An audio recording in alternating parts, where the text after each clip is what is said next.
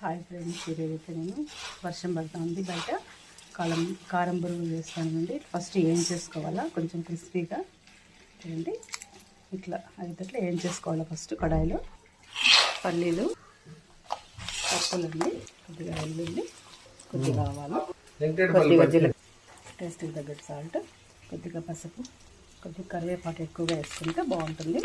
కారం తగ్గట్టుగా chilli powder, కొద్దిగా 3 ఎండుమిర్చి, కొద్దిగా రసం పొడి అండి. బొల్లి వేసేసుకోవాలి లాస్ట్లో.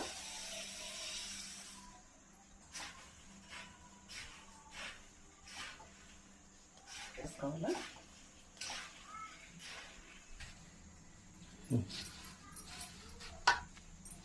క్రిస్పీగా ఉన్నాయండి.